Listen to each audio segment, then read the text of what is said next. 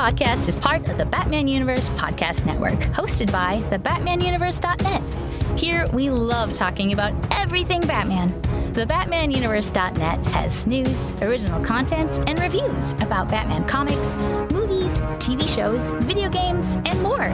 Check out thebatmanuniverse.net and join our Discord server to start chatting with fellow fans. We can't wait to talk to you guys. Also, visit our Patreon page and join our other awesome supporters. But enough of this nonsense. On with the show.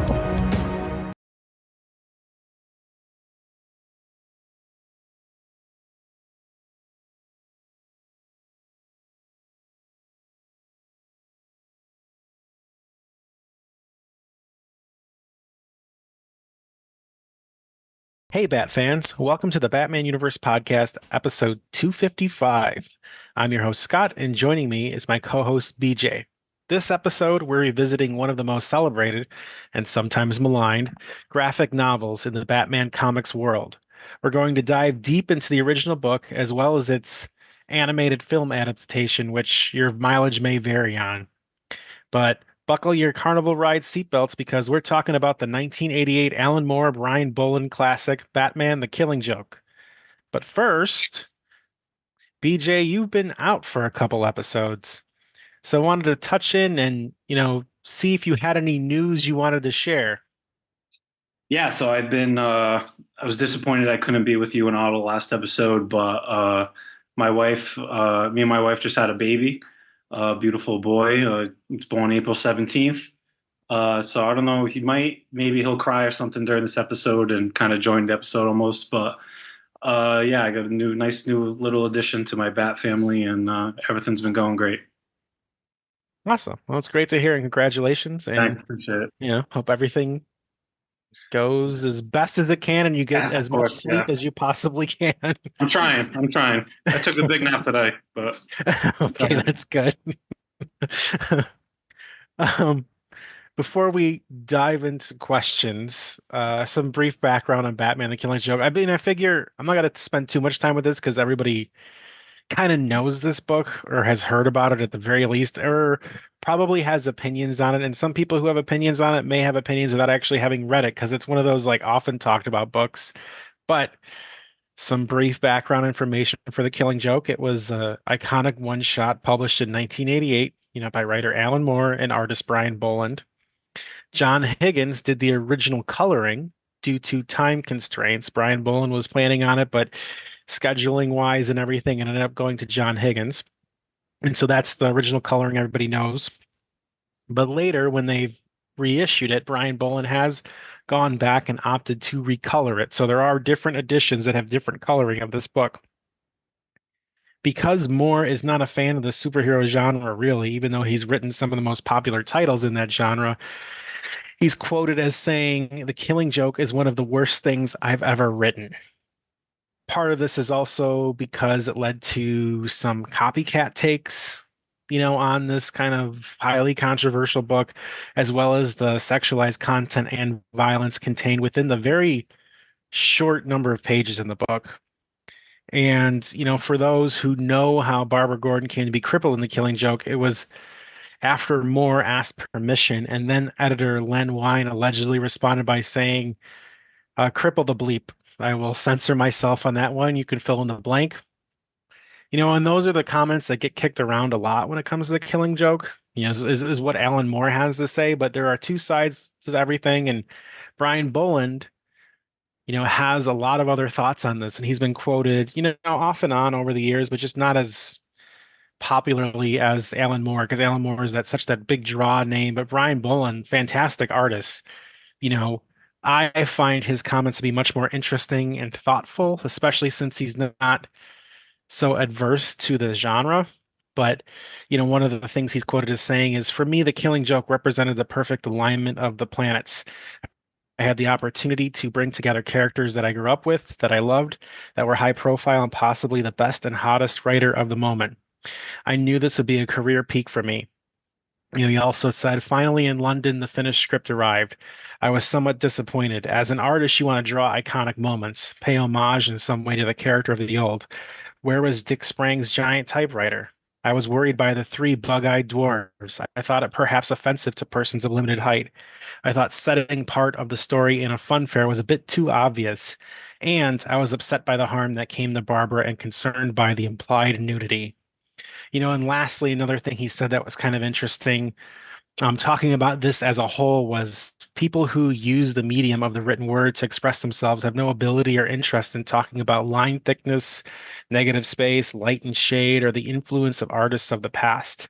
It's Alan Moore's shocking Batman book, that's in quotes, a low point in his career, not particularly a good story, a misstep for him, a thing he'd prefer not to talk about. If an artist has done his job properly, he or she will have conveyed the story well enough that he or she will not even be noticed. In that, I have to feel some satisfaction. So, kind of interesting things to say. And it kind of, those three quotes, kind of taken from different bits of things he said, give you this rounded view that it's, whereas Alan Moore is kind of dismissive of it, Brian Bolland, it's kind of complicated. This was something that was supposed to be the peak and in a lot of ways was a dream to work on, but there's kind of a dark side to it. So I found that interesting, and I really wanted to hone in on that aspect as we dived into this, but not spend too much time here. Just point this out for people who, probably by and large know a lot about this book and have heard the discourse on the internet for years. But, going back to some of the basics, because of this book's popularity, it has never gone out of print, like ever. This non-canon book initially was also made canon, and Barbara Gordon was a paraplegic until 2021 when DC relaunched with a New 52.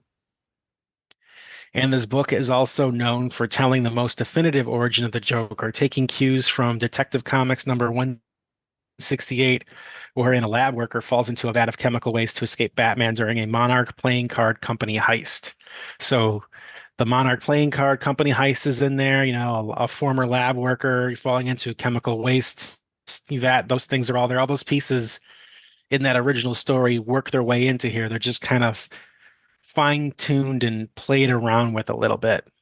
But that's, in a nutshell, a brief background on the Killing Joke. Of course, the plot itself involves Joker crippling Barbara Gordon, taking photos of her, then forcing her dad, Commissioner Gordon, to ride through a carnival ride and see these pictures on the wall. And of course, he's naked and chained to the ride. But we'll jump into opinions now and how you feel about that. BJ, how did you feel about The Killing Joke when you first read it? And after your most recent read through, did that change? Do you feel differently now? So when I first read it, I loved it because it was like during kind of like that, maybe like my early 20s, I probably read it, just kind of being on the internet and Googling like best Batman stories. Like it's always the top two or top three is either like Year One, Dark Knight Returns, or Killing Joke. So I made sure I kind of tracked those down. And when I first read it, I loved it. I think it's like it's a great Joker story. Obviously, it's a pretty good like view of the relationship of Batman and Joker. And and obviously there's been a lot of talk about the Killing Joke kind of since then. I didn't know about like all like when I first read it, I didn't know that Alan Moore hated it or Brian Bolland was expecting, giant typewriters or thing like that. I just thought it was it was a really good Batman and Joker story. I didn't really think anything of it. I was a kid, but then, as you hear the discourse, I don't want to say I like it less and less, but it maybe is hearing that a lot of people have problems with it. It's kind of lessened it for me, but I still love it. I would still maybe put it like in my top 10 Batman stories. But yeah, as time goes, every now and then I feel like something on the internet or Twitter or something kicks up about the Killing Joke and kind of starts. I remember Grant Morrison on that podcast with Kevin Smith said that Batman kills Joker at the end. So that all of a sudden kicked off right when I heard that, I immediately grabbed my copy to read it. Be like, oh, like, is that true? Or things like that. So it's also it's like one of those stories that every now and then something kind of kicks up on Twitter or the internet and gets people going. I feel like you're right, because I feel like there's a lot you can interpret and run with based on your own like presumptions and things you bring into the book with you. Because I read it again 2 hours ago, so I could have it like super fresh in mind. And it's a very short, quick read. And like the beats are very fast. Like the story moves super fast. And when I originally read this, I want to say I was like 12 or 13. I found it at a comic shop and I liked it. I thought it was great. And it was really dark. And I was like, whoa, I'm reading something intense. And, this is not Batman that I'm used to. But I also have my original copy here too. People Oh, nice. can't see this, but this, I was just checking the publication date. This is actually a first edition. Oh, wow. There you go. I don't know how I got my hands on that, but there it is. First edition Killing Joke. Um, but yeah, I really liked it. It was definitely one of my favorites. And reading it again, I still really like it. And I kind of have my mixed feelings about it aren't about the story itself. And I don't really care what Alan Moore has to say as much because I feel He like he hates craps on his everything. work a lot. He hates And like, everything. I don't like yeah. go work at a grocery store then. Stop writing stuff. If you just hate everything that you've done. And I feel like it annoys me because in some ways he is such a great writer that like people are just going to imitate him like crazy. I'm sure that's annoying, but also like, I don't know. They're the one angle I will ride with him on is this idea that maybe people took the wrong thing out of the Killing Joke, and we can get in that a little later. But I think the thing that lessens it for me is kind of what you're saying though. It's the discourse for me. It's everything around it. I feel like some of the conversations and stuff around this book are maybe wrong Yeah. or based a little bit too much on like presumptions or what people are thinking about that aren't necessarily in the book. And so those things annoy me. And so I don't like talking about it as much on that note because of that. But I still like it and I like it. It doesn't shock me the way it did when I first read it, but I feel like that's because this is from 1988 and like Batman books now, especially in the last few years, are Yeah. just like mired in like dark, I do depressing. I do feel like the whole shocking element is kind of overblown. Like I know there's some big moments in it, but I wasn't like when I read it, I'm not still like stunned or anything like that. Maybe because I knew that when I first read it, I knew that Barbara Gordon was paralyzed by Yeah. the therapist, so I was expecting it. But I don't know, like the whole like the trailer for the movie. I know we'll get to the movie later, but it's like the most shocking graphic novel of all time. I'm like, Yeah. is it? Like, I don't know, like maybe. Yeah, in 1988.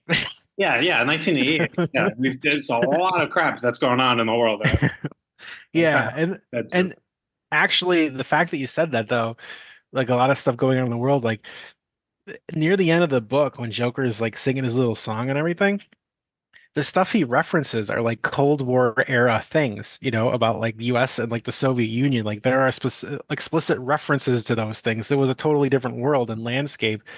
And so, you know, we're living in like a post 9/11 world now. So it's Yeah. it's way different. But on that note, do you see this book as important to Batman history? Is it something that should be part of the canon? And is it one of those like top tier Bat books? You think it should stay there?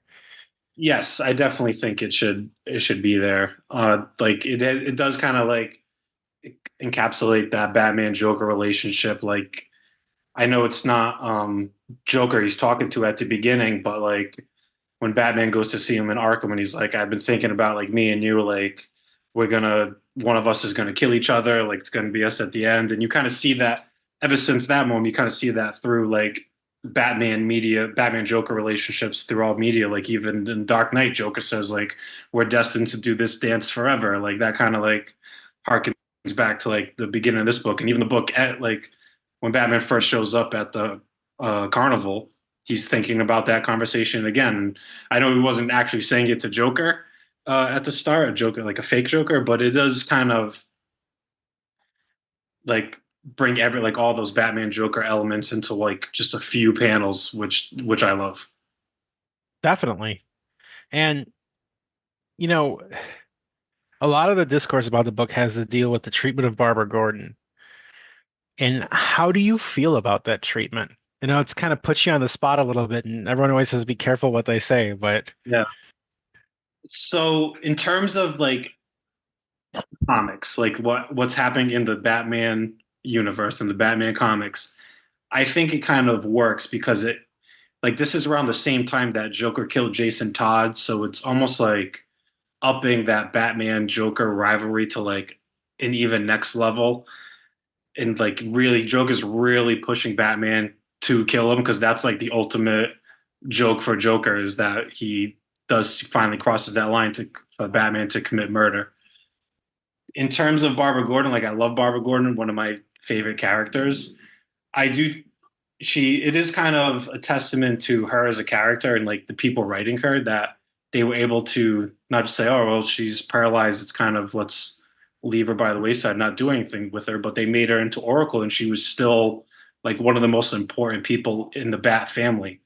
So in terms of so it's a testament to her that she kind of didn't let this like define her. Like she ended up being part of the Justice League. She has ties to every every character, every hero in the DC universe and everything. And everybody goes to her for information. So it's like a testament to her and like the writers to say, you know what, this is a great character. Like she wouldn't just kind of just fade away. She would turn this into something greater for her. So it is like shows how great of a character Barbara is. Yeah, and I think that's a good point. Like a lot of like how the people pick it up and play with it after. Like I do think it's kind of evident that like maybe Alan Moore and the editor, the first editor of it, Len Wein, because it later went into Denny O'Neil's hands for his editorship. But the first editor that maybe there wasn't that much interest in Barbara Gordon because she is kind of like maybe a MacGuffin would be the word for this Yeah. book. She's not necessarily like a character. She's barely in here. She's just kind of there, and then she gets crippled, and it's really just a setup to try to break Jim Gordon down. And the story really just follows Batman, Joker, and Jim Gordon, and Barbara Gordon's just there and gone, And so it's just, kind of a sidelined character. But, yeah, you're right. Like afterwards, we had decades of comics where she was Oracle, where she was a really interesting character. And, you know, I think that was on people who actually cared about her as a character to build her up and try to do something different. And I can understand the criticism where people are like, well, her whole history is tied with the Joker. But at the same Yeah, definitely. time, I don't know. You know, it's hard to say because I feel like for a lot of that history after, well, yeah, the Joker was the cause of it. He wasn't necessarily in it or in every single story. It's not like the way, Harley Quinn was treated for a long time, where literally Joker had to be a part of that story constantly. Yeah. But yeah, it's interesting how little presence she actually has in the book. Yeah, it's never really I don't know it's if it's implied that because they never mentioned Batgirl, but Batman does go see her at the hospital. He's like, Barbara, it's me, Bruce. So she's obviously been Batgirl for a while. Maybe I don't know, maybe she's retired or something. She retired from Batgirl and then this happened, or because she's a bit older.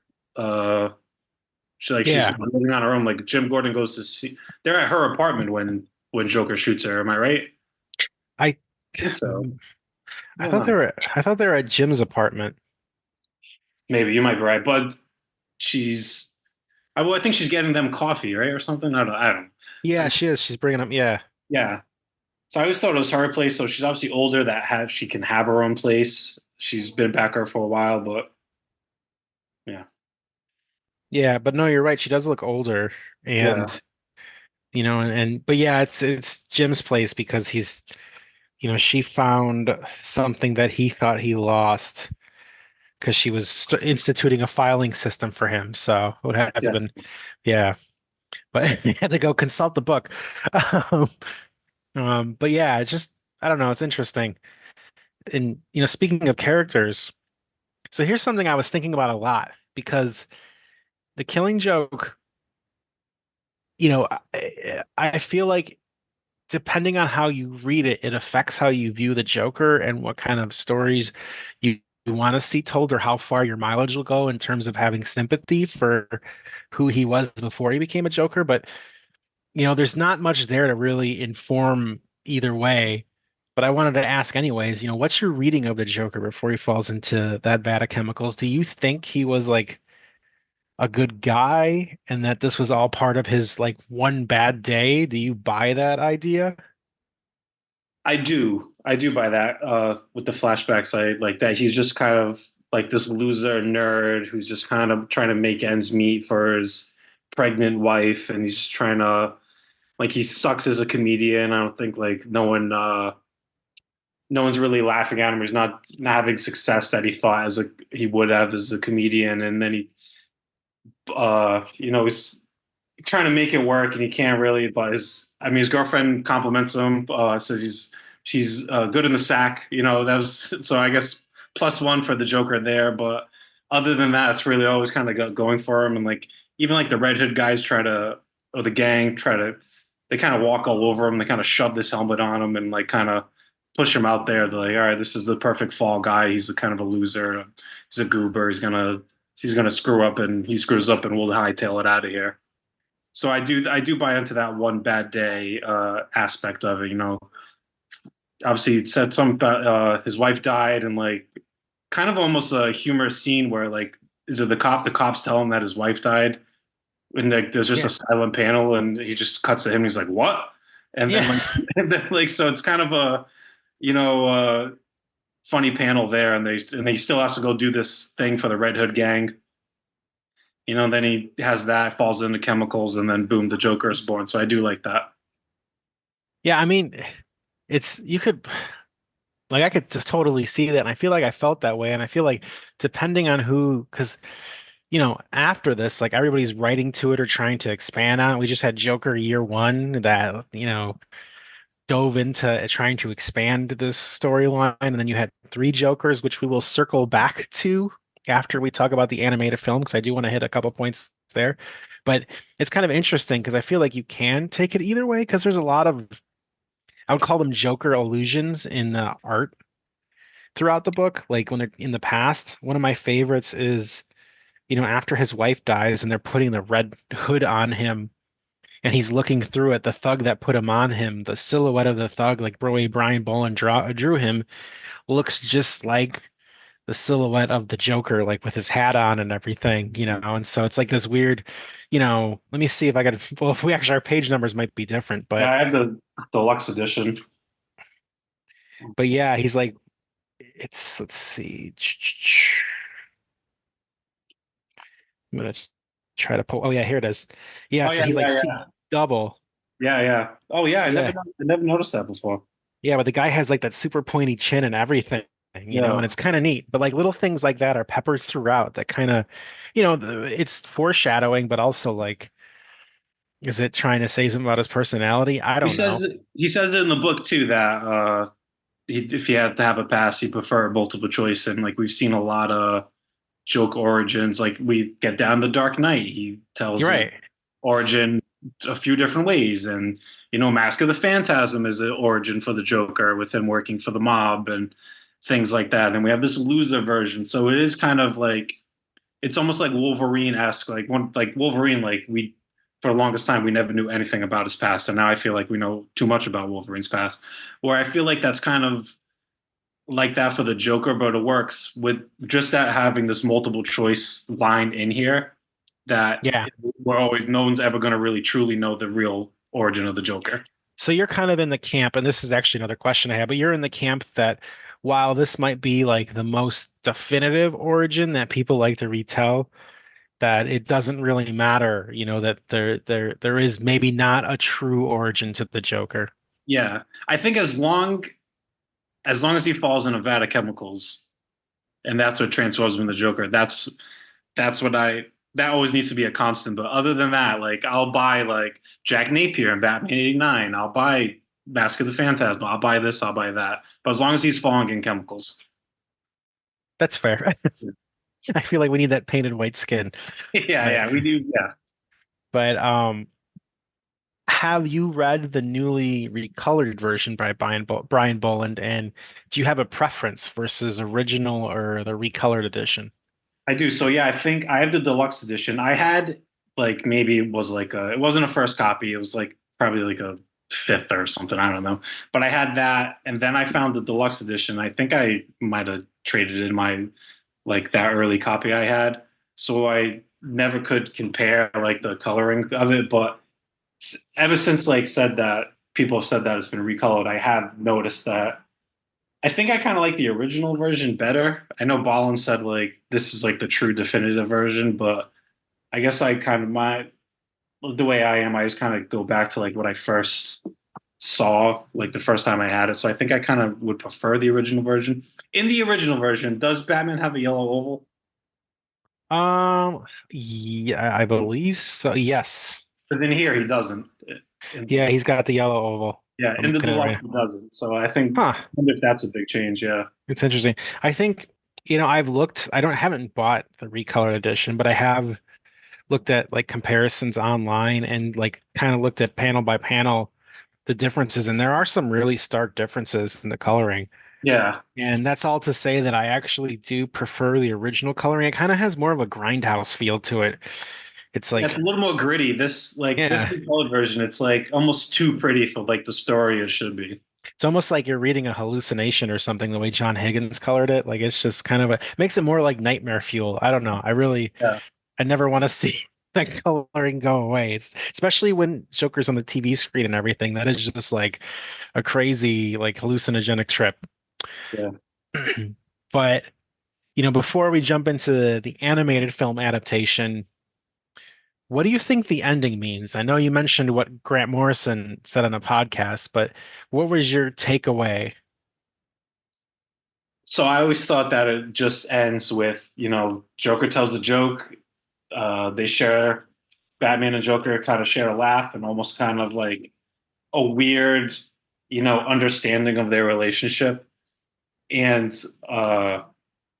but then Grant Morrison goes on, Fat Man on Batman back with Kevin Smith back when that was a Batman podcast. But yeah, and then he drops Morrison drops the bomb almost that, they have the laugh and like the lights, you see the lights are on, they're all laughing, and then they stop laughing. Batman reaches out, the lights are on, they're laughing, and then the lights are off, and then there's no laughter. So I was like, oh man, like, wow, does Batman really kill him? I could see it both ways, but I don't think Batman kills him because it kind of takes out the meaning of the story almost. Like when Batman first gets to saves Gordon, and Gordon kind of says to him like, I want him brought in, like by the book. Like Yeah. I don't believe that Batman would kill Joker in this instance after Gordon wasn't broken by Joker. It says like I want him brought in like the right way. I feel like Batman would honor Gordon's wishes with that. Yeah, I kind of am in the same camp. Like I could see the argument, like you said, Yeah, but like, it is ambiguous enough, which I like. I think like that type of ambiguity is pretty but cool. but I think the thing too is like it's kind of like poetry. The last panel and the first panel, they're rain. Yeah, Like the first panel before the Batmobile's even shown, it's that 9 panel grid on the first page, and it's just a puddle, and then we zoom out, and it's a puddle with headlights over it, and then part of Arkham, and then we get the Batmobile in the third panel. So to me, like, I do think like what you said, like he takes them in, and it's by the book because the whole point of the story is something horrible happens to you, but you still hold on to your humanity and morality, and that's kind of the enduring strength. Like Gordon has, and it also plays into why Joker, before he turned into Joker, is kind of like a weak little baby. You know, he had the one bad day and he snapped, but it's just the way the book ends. It's the reverse. It's 3 panels at the very bottom where you get the feet and then the light, and then the feet are gone, and it's just a light in the water, and then it's just the water. So it's just kind of doing that poetry reverse of what you opened with, that backing away that you zoomed in on. So it kind of feels more like a noir film or crime thriller or something to me. But yeah, I totally think Batman just took him in and there's no death or anything involved. It's just, yeah. by the book, we're going to do this, but he's still a hero at the end of the day, and he's going to respect. It is creepy, just like kind of seeing Batman laugh. Yeah, Like, especially after what happened. yeah. I mean, Christ, one of his partners was crippled, and his best friend Jim Gordon was almost driven insane. But I Yeah. mean, it was a pretty good joke that Joker tells. Like, I very rarely do you kind of have the Joker like kind of telling jokes But like this kind of like I was like I kind of do chuckle like every time I read it. And and maybe part of it is Joker's kind of right when he's like guessing like Batman's probably some crazy person too. Like, Yeah, yeah, you're partially right there, and that's why Batman can kind of react that way, but he's still going to do the right thing because he's, the opposite of Joker, and this is his whole life is, fighting yeah. crime. And even before like Joker tells that joke, like you almost kind of get like one last like bit of sanity with the Joker when Batman kind of appeals to him, like it doesn't have to be this way. Like we don't have to kill each other. Like maybe I can help you. And like Joker's just like, no, I'm sorry, but like it's far too late for that. Like I think that's like the one little last piece of like sanity Joker has. Like no, like I've really done too much, and then we have that ending.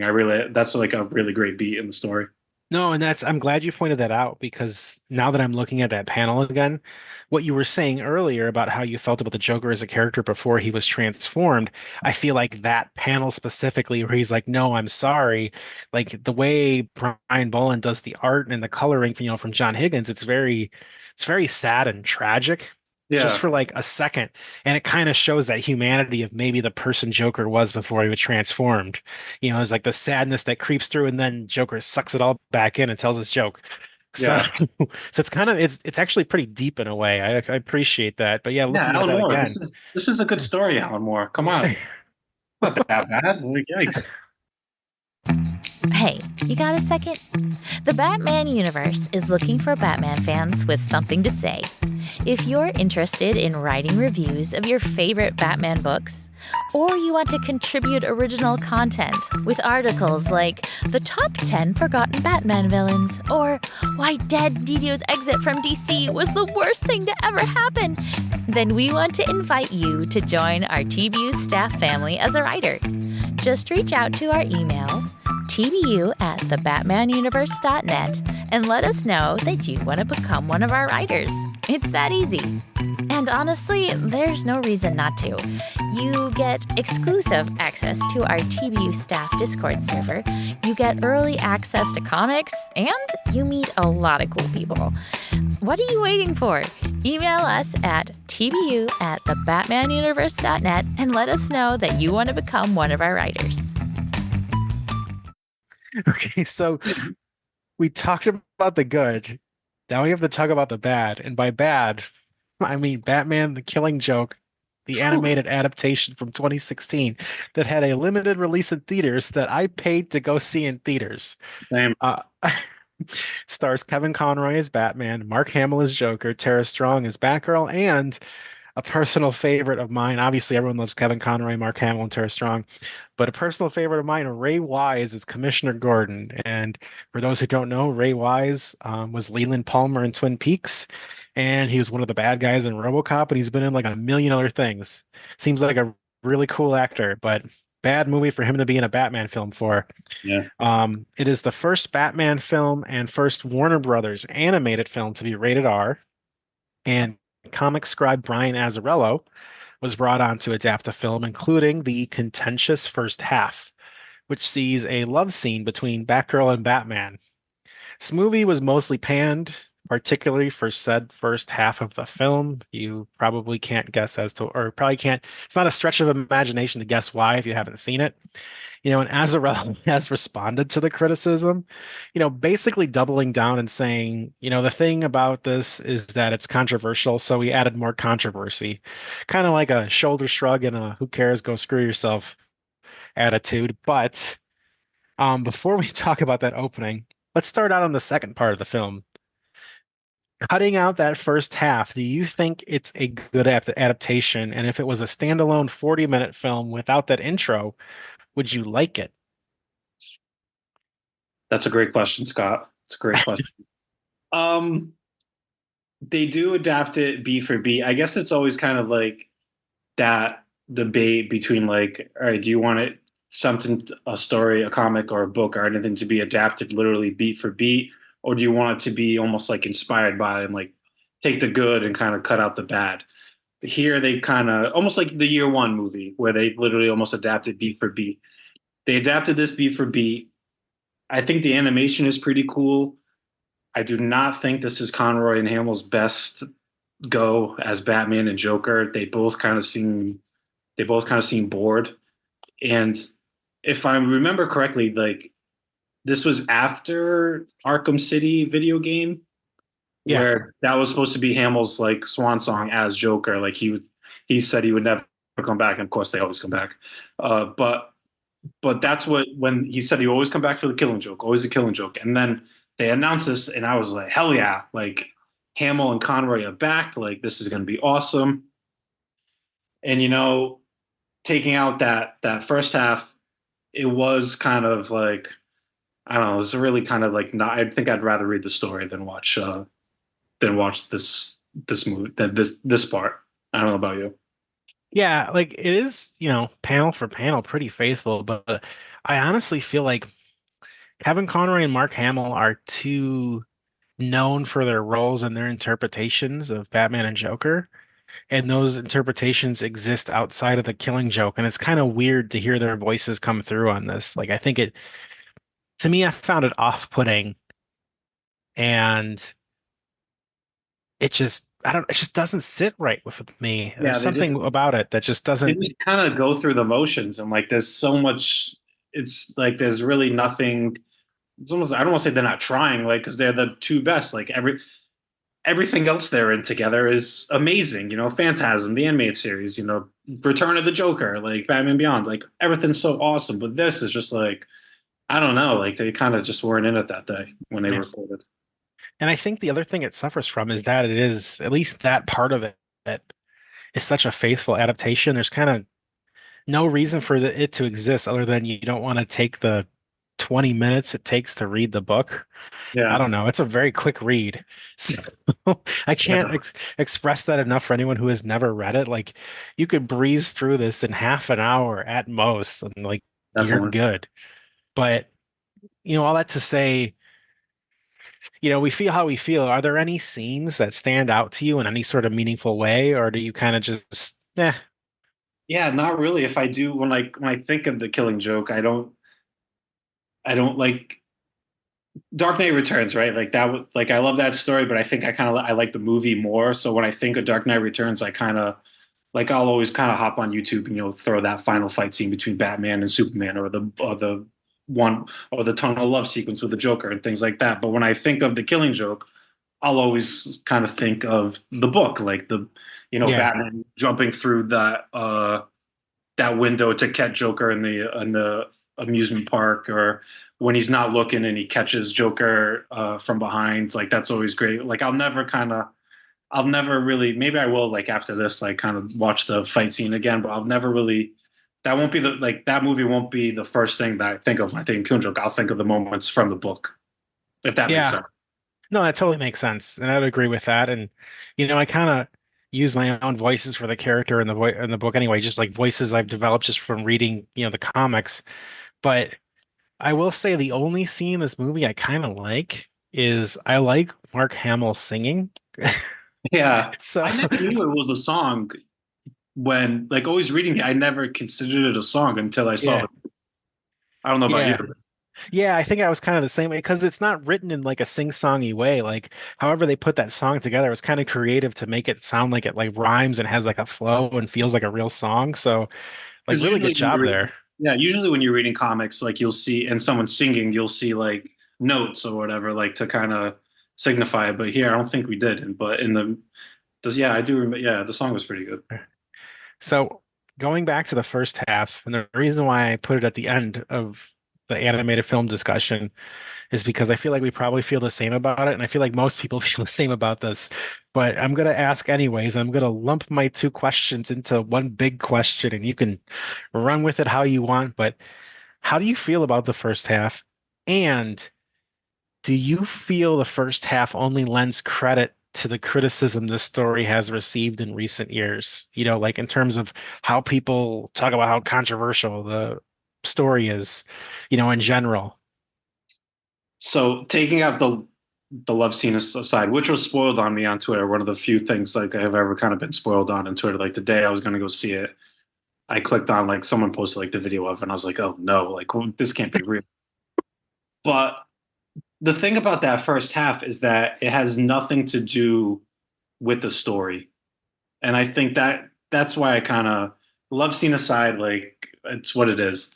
It's stupid, but nothing about that has anything to do with the story. And then they have the stupid post credit scene where it's her like becoming Oracle. Which for what? What are you going to make like a sequel to this? Like, what's the point of that little scene?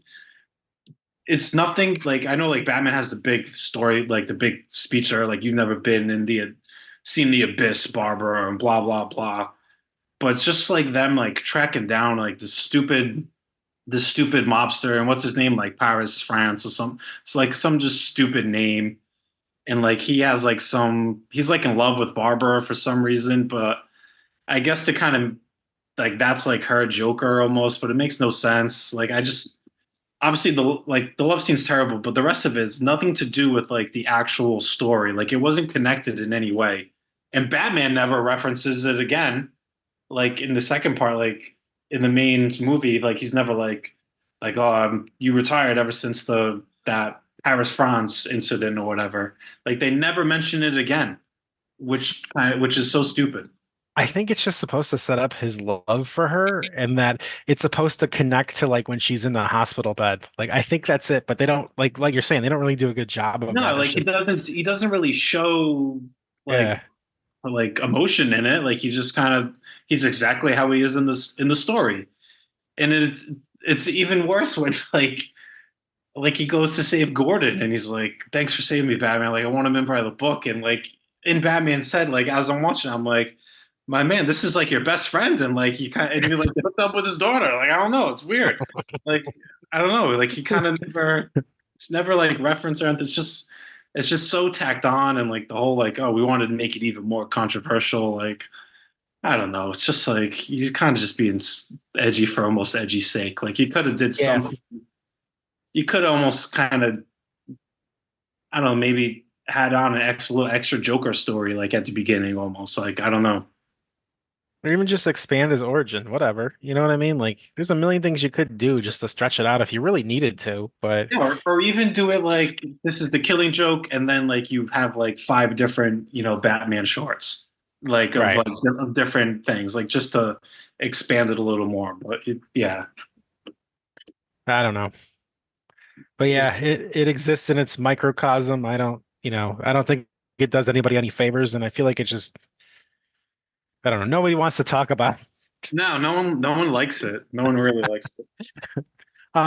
That said, you kind of touched on it earlier, but the Batman, the Killing Joke has had influences in comics and other media. It's referenced it a lot. Things are taken and used to influence Batman 89, The Dark Knight, so on and so forth.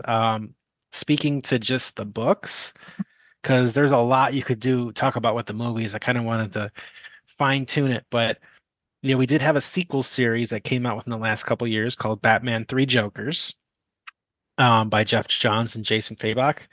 And it really does quite literally tie into the Killing Joke and does tell its own story, but definitely tethers itself and has things to say. And then DC, even more recently, released a whole One Bad Day series of villain books that all take cues from the idea in the Killing Joke about One Bad Day, and they all work to try to create edgier tales of Batman's rogues gallery. So everybody from Ra's al Ghul, Clayface, Riddler, Bane, Penguin, they're all in there to varying degrees, each having their own books. Um, have you read either of these series? And if so, what are your thoughts?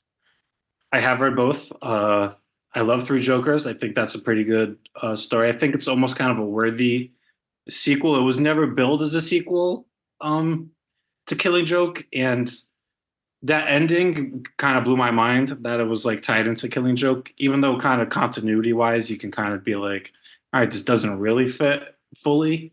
But I think that is kind of a cool ending that I wonder if will ever be touched on again. One Bad Day, I do like. I think I'm kind of like, there was like eight of them, eight One Bad Day one I shots. think so, yeah. So I probably would. I probably liked half of them really, and like the other half kind of take it or leave it. I like the Riddler one. I think that was a pretty good one. I think I like the Bane one too. I do one. Some of them are kind of One Bad Day, like in kind of name only. Yeah. I wouldn't Hang one. ever. Yeah. Like I wouldn't kind of. I don't think any. Maybe the Riddler one, but I wouldn't kind of ever consider like any of those like all like the definitive like story of Penguin or Ra's al Ghul or anything like that. But this kind of Killing Joke could be considered like that definitive Joker story. But I don't think I wouldn't ever consider like any of those one shots. Maybe like the definitive. Like obviously for Bane, I think the definitive story for him is Nightfall. And Yeah. so, but what annoys me about like kind of like I said, I had that early edition of Killing Joke, and it kind of would have fit perfectly on the shelf with the rest of the One Bad Day stories, but I got the deluxe edition, so I kind of like I have the deluxe edition, then I have like the random like regular comic almost, so it kind of looks weird on the shelf. But other than that, that's my only gripe. But I do think it was a pretty cool idea in series, and I wonder if they'll kind of return. I did like the Clayface one. Now that I kind of Yeah. remember, that was a pretty That good was one. kind of tragic and sad in its own way. Yeah, very. And but yeah, I think those are. It was a good idea. I wonder if they'll ever go back to it with other villains. But if they don't, I think it's a cool idea. I think that box set's pretty cool, where it has all the stories together. But yeah, Yeah, I know it's a neat one. I really, you know, I feel like One Bad Day, like since it's hit or miss, you can kind of, pick and choose what you like, and I feel like a lot of people do. yeah, For Three Jokers, talking about that ending. Okay, so anyone who hasn't read it and they want to read it, now's a good time to jump off the podcast and stop because I'm just gonna spoil it. But so that's your warning. But the way they end it, I feel like puts a definitive opinion on the Killing Joke. And that's kind of why I wanted to talk about it because, those things that don't really connect with canon that you're mentioning, you know, at the end of Three Jokers, Batman tells Alfred, like, hey, yeah, I know who Joker was like a week after we first met, and then it's revealed that he's the one that like told, had the police tell, Joker before he got turned into the Joker that his wife died, that made up this story about like, what was it, the toaster or something? yeah. And yeah, and that she died, and it was all to like save her because he was an abusive guy and she couldn't feel comfortable to relieve her relationship, even before he turned. So I found it interesting because clearly, the creative team is putting their opinion on the book that, oh yeah, he was always a bad guy. This one bad day thing just elevated it, and this idea that Batman just knew and, didn't really tell anybody or feel the need to, or even say the name in the book. So we still don't know the Joker's name, because it's really to keep the family safe and they're off, they're growing on their own, away from the Joker. And it's, kind of in witness protection, Batman witness protection. But it's just interesting because it reframes how we talk about this book and everything that's kind of come after where people do have like sympathy for like whoever the Joker was before he got turned, or like people telling these stories like that movie with Joaquin Phoenix, Joker, and like how people look at that. And here's Jeff Johns and Jason Fabok basically coming in and saying, no, wrong. He's pure evil. He's the ultimate bad guy, always has been, and Batman's the ultimate figurehead of light. And so it's an interesting stance to take that takes away ambiguity, I guess. And I was going to ask, do you agree or disagree, or does it really even matter? Would you say? Yeah, I don't know if it does matter really. What do you mean exactly? Like if Joker was a good guy before he Yeah, turned? Yeah, I don't think it does matter. I think it can kind of, I could see it both ways. Like, I think that's part of these, like, what makes kind of these stories so great that they have different interpretations. And, like, people can talk them, like, this came out in 88 and, like, it's 2024 and we're still talking about it.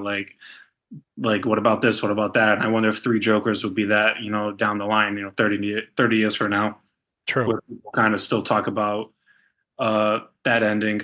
So I could see it both ways that you could see it where everyone's kind of almost like the hero in their old story, and Joker's that unreliable narrator where we're kind of seeing him as the loser, sad comedian through his point of view, but maybe through his girlfriend or wife's point of view, he was a bad comedian and he would come home, pissed off and smack her around or something. But we never saw that because we saw that from the Joker's view. But I haven't read Three Jokers in a while, but I remember that ending was pretty cool. I was like, oh, this ties into Three Jokers. That's pretty cool. I mean, Killing Joke, like that's kind of that's shocking. I wasn't expecting that. And you know, the whole idea of like, you know, of Batman, you know, I knew who he was like the minute I first met him, which I'm like, did you really like this?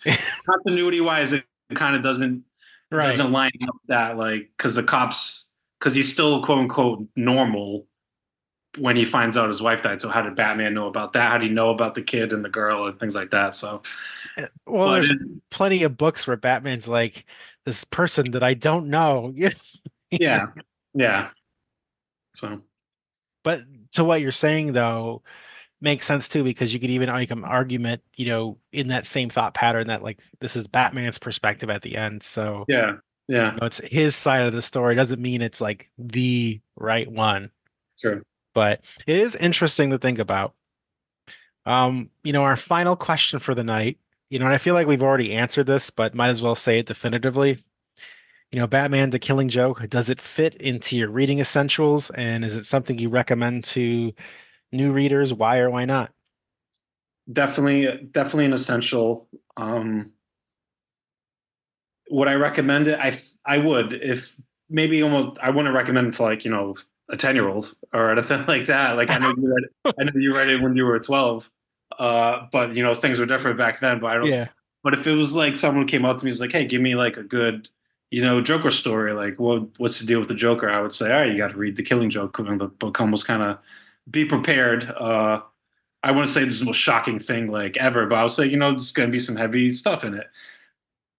But I wonder, I would probably say this is like the definitive Joker story. I don't know.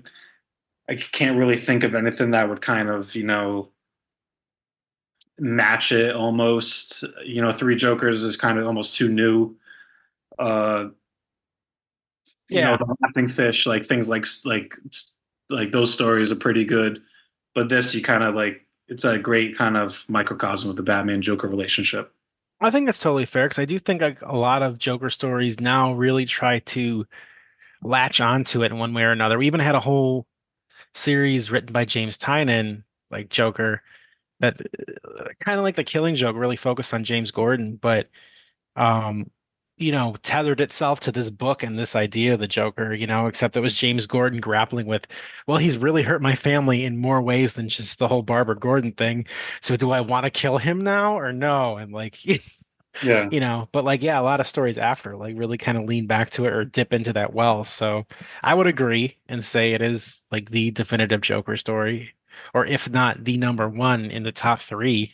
Oh, for sure. For sure. But yeah, I would recommend it as well. Not to a 12-year-old though. No, wait a little bit. That'd be late teens. Yeah, there you go. But that's our show. Visit us at thebatmanuniverse.net for comic reviews, movie news, and more. Want to chat with us? You can hop on our Discord.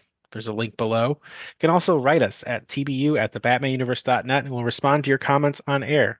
If you like these episodes, please subscribe, rate, and share. For BJ and myself, thanks for listening.